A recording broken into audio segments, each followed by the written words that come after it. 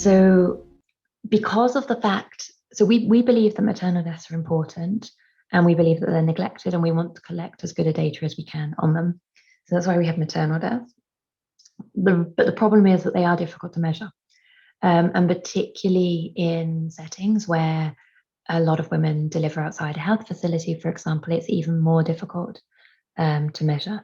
So because of that, and because of the fact that at the moment the reality is that a lot of our data does come from situations where there was no trained health provider present, so accurate certification of cause of death is pretty difficult or impossible. We keep these two concepts so that we can talk about both. For example, as I say, when sometimes people label it as maternal, but when the DHS or whatever reports their maternal mortality, it's usually pregnancy-related mortality rather than true maternal mortality, because they don't have accurate certification of cause of death. So that's the reason why we have these two distinct concepts to give us that flexibility. So I already mentioned that maternal deaths can be broken down into direct and indirect. And as one of the participants helpfully noted, we also have unspecified maternal deaths. So all three of these groups are maternal: direct, indirect, and where we know it was maternal, but we don't know the cause, and so we have to be unspecified. And then there's coincidental death, pregnancy-related but not maternal, and these are your accidents and your homicides and so on. And within ICD-MM, these are all divided into more detailed groups. So direct deaths are captured by groups 1 to 6. We'll go through each of these groups in turn in a moment. Indirect deaths are group 7. Unspecified maternal deaths are group 8. And coincidental deaths are group 9.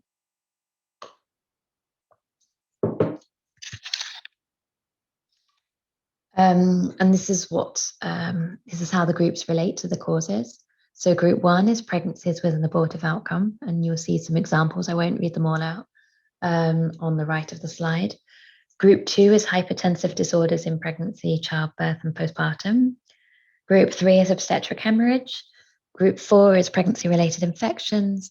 Group 5 is kind of like an other category, which is their direct causes not captured by the above categories. So for example, obstetric embolism. That's quite a big other. Also, obstructed labor could go in that category. Group 6 is unanticipated complications of management, for example, complications of anesthesia, where, for example, a mistake was made in the management of the woman's condition, which led to her death. Group 7 is your indirect, and that's a huge category. It's very, very broad. Group 8 is unspecified, and Group 9 is not maternal, but is pregnancy related. And this slide is just to give you some sort of sense of how the prevalence of these different groups, these different causes of death. The top graph is the global distribution, and the bottom graph is for sub-Saharan Africa. So looking at these graphs in sub-Saharan Africa, what was the most common group in terms of cause of death?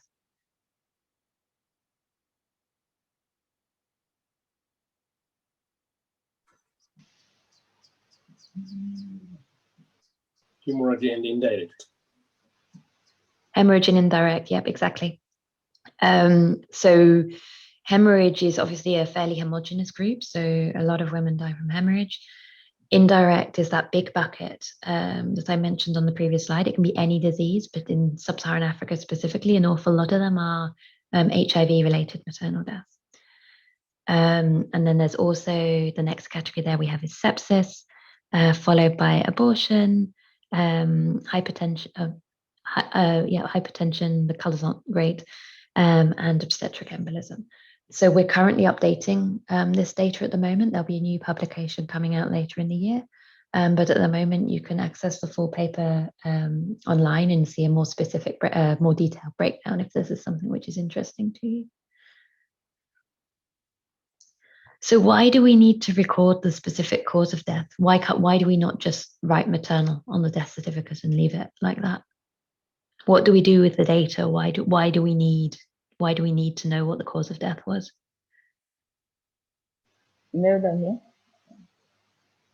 There's one comment on to design appropriate interventions. Yep. Second is to guide our intervention and planning. And third is for better management. And then Esther says it helps us for action. Exactly. All excellent answers. Yeah, so maternal, we always talk about maternal death because it's the MMR, and at a global level, that's one of the Sustainable Development Goals indicators. So obviously, maternal deaths are important as a kind of headline grabbing thing that we can get policymakers and other people's attention nice and simply. However, in practice, we need to know the specific cause of death because, exactly as you've just said, the interventions, both clinical and public health, to prevent maternal death differ by cause. Sometimes what we need to do is improve surgical capacity. Sometimes it's blood transfusions, antibiotics. It might be something which we do in antenatal care. It might be, for example, with maternal suicide, it might not be something which takes place typically in the obstetrics department at all. It might involve other specialities of medicine or even social support. So in order to know why women are dying and take steps to reduce the numbers of maternal deaths, we need to know the specific cause, not just the kind of maternal umbrella. And that's why we need to be consistent about how we record the underlying cause of death so that we have accurate data to inform our policies and programs. That's excellent. So I'm going to quickly go through each of the groups so that you have a better sense of kind of the causes which fall within that. But I'm not going to read out every cause that goes within each group. You can refer to the ICD-MM documentation online. Obviously, it's very extensive. And perhaps something to note here as well is that what's important is consistent reporting. So you write down the most detailed cause of death that you are able to, given the knowledge and the information that you as the certifier, you as the healthcare provider have. But we recognize that will differ according to the setting and according to the situation. So for example, if you know a breakdown, so with this example on the first slide of group 1, which is all the pregnancies with abortive outcome, you may have a very detailed knowledge of the context in which the woman died, in which case you can record a very specific ICD code. ICD code breakdown, there's a 2-digit code, and then even further detail can often be provided with a decimal place and a 3rd digit. So if you know that, you write that down. However, often, particularly with something like pregnancy with abortive outcome, you may not know this because particularly in settings where abortion is legally restricted, for example, information is not reported either due to fear of reprisals or just because it's not known in the health facility. So if you're able to write down a more detailed cause, you write down the more detailed cause. But if you can't do that, it's fine just to write down the higher level cause because everything kind of trees up and nests within each other. So if you don't have to worry just because you don't know the detailed cause, it doesn't mean you can't record a cause of death. So pregnancy with abortive outcome is group 1, and that's all abortions. It's not just induced abortion, which sometimes people think. It's also spontaneous abortions and ectopic pregnancies. So yeah, it can be ectopic pregnancy, failed abortion tent, spontaneous abortion, and so on. They all fall within this bracket of group 1. Group 2 is your hypertensive disorders in pregnancy, childbirth, and the puerperium. And they're listed on the slide. So a good example here will be eclampsia. Pre-existing hypertension is included within group 7 because that's defined as an indirect death where the pregnancy has exacerbated a pre-existing condition. But if it's gestational hypertension and it's arisen during pregnancy, then it's group 2. Group 3 is obstetric hemorrhage. So that can either be a hemorrhage which takes place early in pregnancy, for example, due to placenta previa or placental abruption. It can also be a hemorrhage which takes place during the delivery or postpartum. So there's detailed breakdowns provided for recording the timing of the hemorrhage relating to the delivery. But if not, you can just record obstetric hemorrhage. It is, again, really important to make sure it's noted as obstetric hemorrhage, because obviously hemorrhage could mean anything. You could have chopped your arm off or something like that, and could have had nothing to do with pregnancy. So for it to be recorded as a maternal death, we need to know that it was an obstetric hemorrhage. And if you can, you record more detail about the timing in relation to the delivery. Group 4 is pregnancy-related infections. So for example, postpartum sepsis. And here, something to note is that one of the very few codes which don't have an O falls into this group. So nearly every ICD code that falls within the direct obstetric death is an O, as I already mentioned, O standing for obstetric. One exception to that is obstetric tetanus, which has code A34. Obstetric tetanus is a very rare cause of maternal death. In the absence of detailed information about the cause, it goes here in group 4 under pregnancy related death. Pregnancy-related infection. However, if there is evidence that the exposure to the tetanus was the result of a specific event, so for example, it happened as a result of the abortion, it can go in the earlier group 1 category, and there's a special code for it there. But most of the time it falls within group 4 because we don't have that information.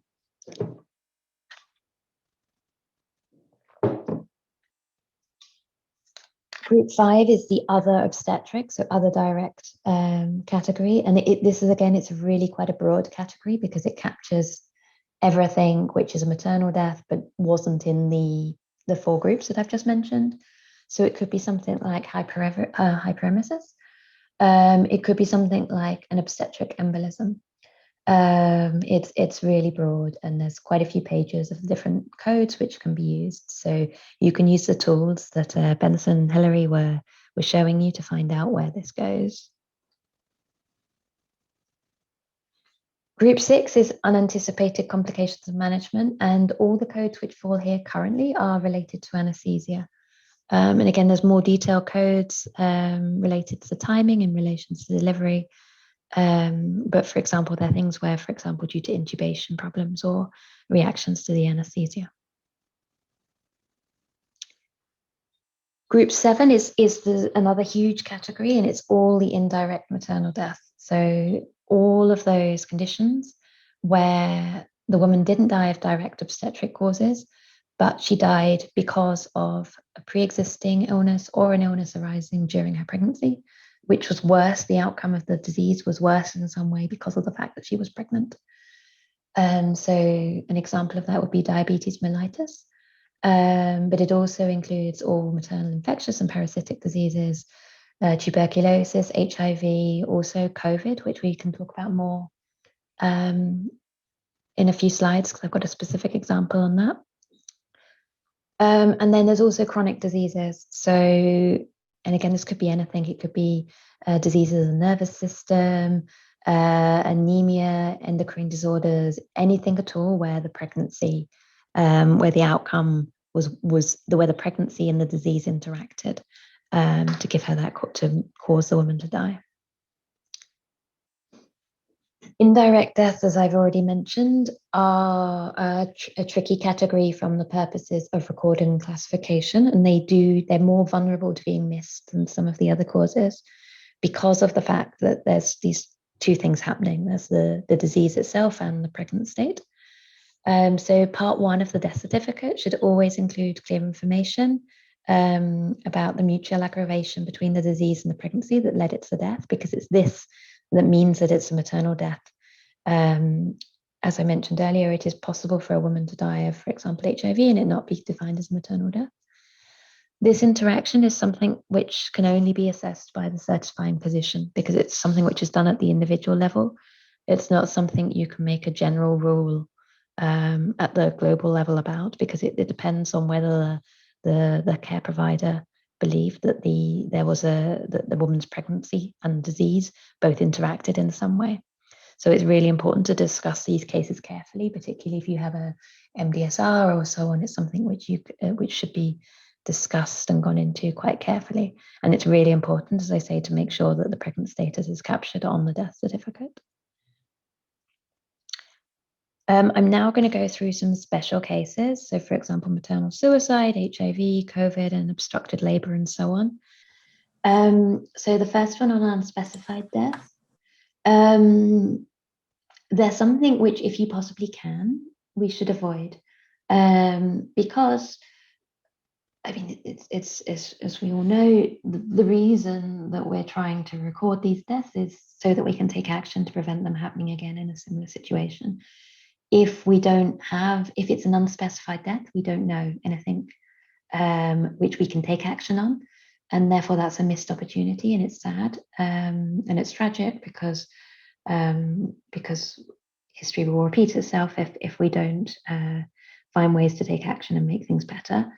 That said, if sometimes the reality is that we just do not have the information that we need in order to do a better classification, it's much better that it's recorded as an unclassified maternal death, so at least that woman can be counted, than nothing is written at all. So there's something to avoid if it's possible to do so, but if it isn't, then it isn't, and there's nothing you can do about that. It's something which, you know, within a facility, within a region, within a country, countries can take steps through their data systems, through having good protocols, through having, you know, clear guidance about who's responsible for the classification of maternal deaths, to minimize the situation where this occurs, to make sure all the information is available. What was the next? Oh, in terms of 2 months. So yeah, many surveys sometimes do that.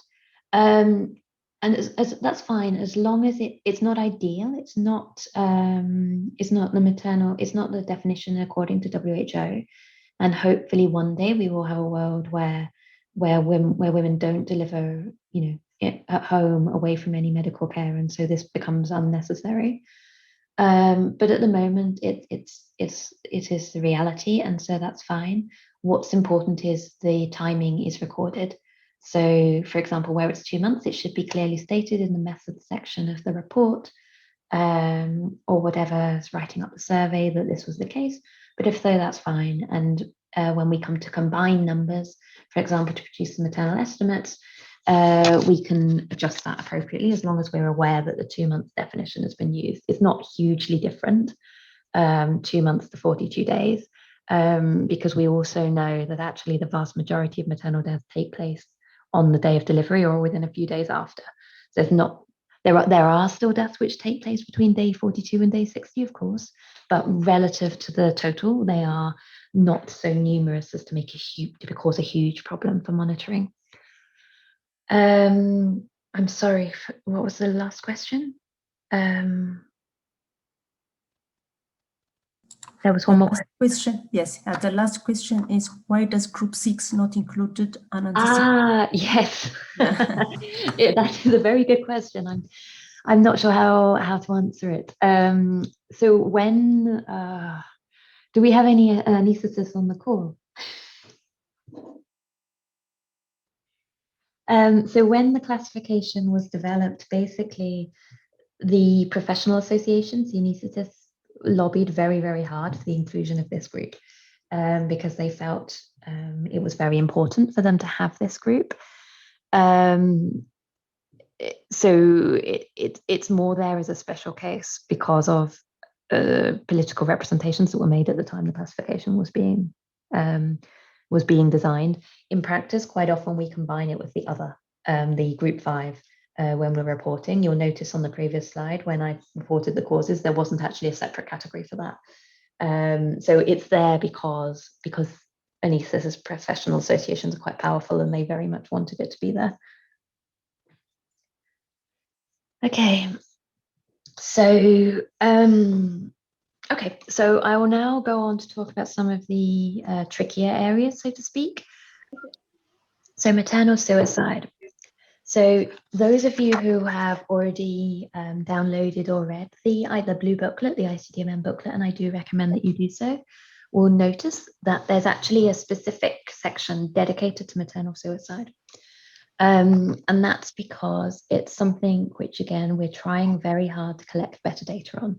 It's something historically that we have done particularly badly in collecting data on. We often struggle with all maternal deaths, but with suicide, we have kind of the double problem in that suicide itself is often something which is very difficult for people to talk about. And these are also deaths which often take place away from the obstetrics ward.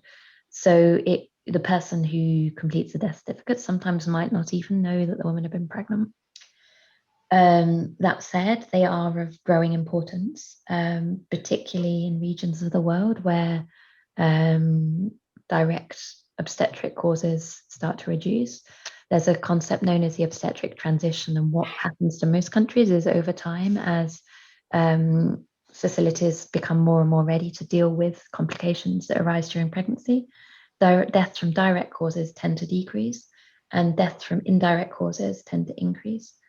And also from maternal suicide, because these tend to be very multifaceted. They tend to be a lot of reasons going on, a lot of different people involved in the woman's care. They can be particularly difficult to prevent relative to improving surgical capacity or improving blood transfusion capacity, challenging as those can also be to improve. So, according to WHO, all maternal suicides are considered direct maternal death. So if a woman commits suicide, dies from self-harm, either during pregnancy or in the 42 days following her pregnancy, that is considered a direct maternal death. And similarly, if she dies between 43 days and up to 1 year, we would define that as a late maternal death. The reason I say it's a somewhat special case is because conceptually, following the principles of ICD-MM that we've been discussing so far, you might argue that we should only consider suicides that result directly from postpartum depression as direct death, and we should put suicides which result from pre-existing conditions, for example, if she had bipolar disorder or something before she was pregnant, as indirect death. So logically, you might expect that to be the case. WHO has taken the decision not to do that and to make it this simplification for pragmatic purposes and put them all in the direct maternal death category. So all maternal suicides, regardless of the history of the woman's mental health, are direct. The reason we do that is because it's incredibly difficult to, especially when you're coding with the information that's often available at the time you're certifying a death, it's incredibly difficult to know everything that was happening in a woman's mental health and all the background of her care. And because these are so important and because they are so vulnerable to being missed and not recorded at all, we classify them all as direct. Not all countries do this, just be aware. Certain countries, for example, France, I know, and other countries, they do split their suicides out into direct and indirect, depending on whether the woman had a pre-existing documented mental health condition. So if a country has in its own guidelines, that's fine to do that. We would normally then combine them for consistency between countries when we're reporting. So they can be separated out in this more detailed way if data is available to do that and the country itself advises to do that. But WHO's position is, for simplicity, it's better to capture them all as direct maternal death than to not capture them at all. And again, similar to the issue raised with indirect maternal death, because the codes used in ICD, they're the X codes, X60 to X84, are used, it's particularly important that the pregnancy status is recorded on the death certificate, because again, otherwise we don't know that the woman, we've no way of knowing whether this was just a 30-year-old woman who'd never been pregnant or not if it's not recorded. So that's maternal suicide. Another particular issue that we have is prolonged and obstructed labor. So, and this is often difficult, and it's a particular issue in settings where women either deliver outside a health facility or possibly arrive at the health facility very late. Ideally, obstructed labor codes would only be used in the case where there is a true obstructed labor. so where there is cephalopelvic disproportion.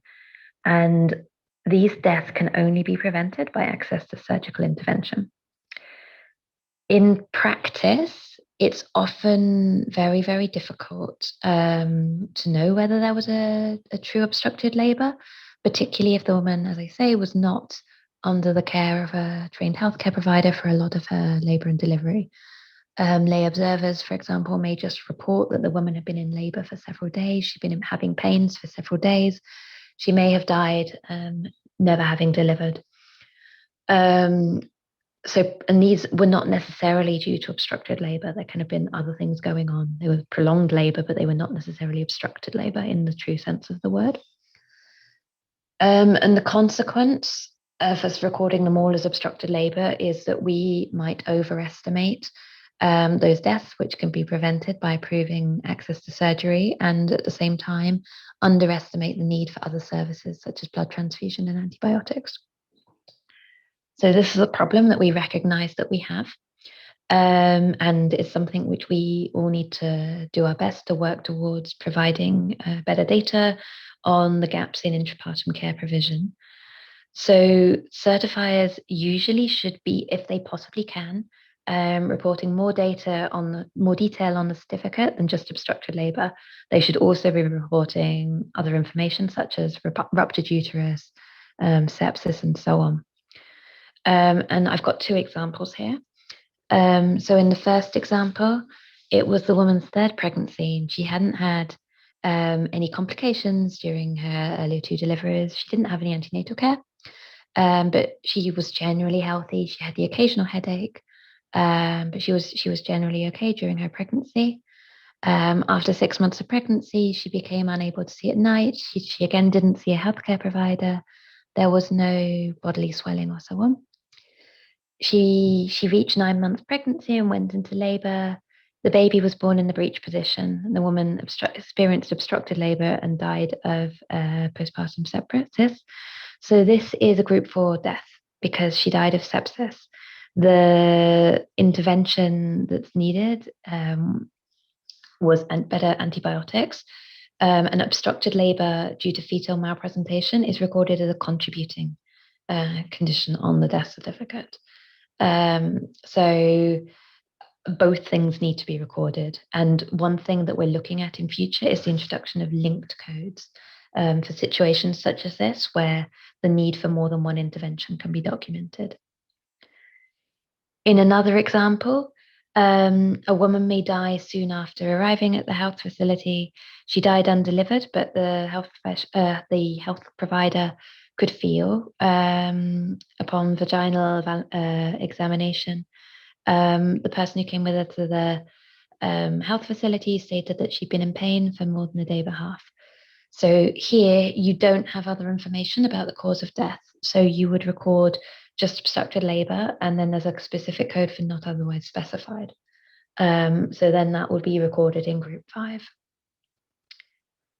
There are different codes within the ICD. There's 063, which is long labor, and then 064, 65, 066, which are obstructed labor. But they should be recorded according to ICD-MM as contributory conditions because they provide insufficient detail on the underlying cause of death to take action and improvements to care. However, if you don't know any other information, then they can be recorded, in which case they are tabulated in group 5, other obstetric causes and considered direct death. So it's one of those difficult ones where you need to record as much information as you can, but you shouldn't be making information up. So if the information is missing, for example, because the woman wasn't there with a healthcare provider and so it can't be reasonably obtained, you just do the best you can, and they get tabulated on the group 5. But if at all possible, you use this situation where you're recording the underlying cause of death on the death certificate as the underlying cause, and then obstructed labor gets recorded as a contributory condition, and those can be linked. Moving on now to HIV and AIDS. So I'm sure many people on this call are aware. There is a distinction between dying with HIV and dying from AIDS. particularly in settings where HIV prevalence is very, very high. And a large proportion of the population has HIV. It's not the case that everyone actually dies from the HIV. It can be a contributing condition or potentially not even relevant. So the fact in and of itself that a woman is HIV positive and dies during her pregnancy does not in and of itself mean that it's a maternal death. It often will, it usually will, but those two pieces of information on their own aren't enough to assign the cause of death. So, for example, a woman who is HIV positive could die from any of the direct obstetric causes of death, and that be the underlying cause. So you can have HIV and still die from complications due to an abortion, from an obstetric hemorrhage, from sepsis, from gestational hypertension, and so on and so forth. And these would all be recorded in the appropriate direct category. HIV can be recorded as a contributing condition, but it is not the underlying cause. The underlying cause is whatever the direct cause of death was. Then we have AIDS-related indirect maternal deaths, and these use code 098.7, they're group 7 deaths, the indirect deaths. And that's the code where the care provider believes that the underlying cause of death was the interaction between the pregnant status and the HIV status. So in other words, the course of the HIV disease was different in some way because of the fact that she was pregnant. And then conceptually, although this is relatively rare, a woman may die from HIV/AIDS where the pregnancy was coincidental, in which case this was not defined as a maternal death, and is defined using the B codes, so B20 to B24. And the example we give is a woman who dies early in the first trimester due to HIV wasting syndrome. It happens relatively unusually, because if your CD4 count is low enough and you have severe AIDS, you often won't have become pregnant, but it does happen. So yeah, as I say, the fact that a woman has HIV and AIDS, it can be a direct cause of death. It can be an indirect cause of death, and that's what we normally mean when we talk about AIDS maternal death, or it could be a coincidental cause of death. And this is something which, again, the person certifying the death, the care provider, needs to make a decision on based on their knowledge of the clinical history of the woman and the specifics of that case. And also maybe just to note as well that these principles apply to any other disease as well. It's something which we talk about a lot in the case of HIV because of the fact that you can live with HIV for such a very long time. So at a monitoring level, it becomes quite a big issue, I guess, because there's actually a lot of people who are HIV positive, whereas a disease where the clinical progression is much faster, this issue affects relatively fewer people because of the fact that you don't have time, the time to get pregnant and die without that having any interaction. But the same principles can apply to COVID and any other diseases. Then ICD-MM contains a special note on anemia. So with a few exceptions, for example, sickle cell disease, anemia is very, very rarely the cause of death on its own. It usually should be recorded as a contributory condition. Anemia can complicate postpartum hemorrhage, but it's usually always the hemorrhage that caused the death rather than anemia. Again, this is not an absolute rule. There are some exceptions, but generally, if you see a lot of death certificates being filled out where anemia is the underlying cause of death, this is probably something that needs to be looked into to check that everyone is applying the rules correctly, because it's very rare for anemia to be the actual underlying cause of death.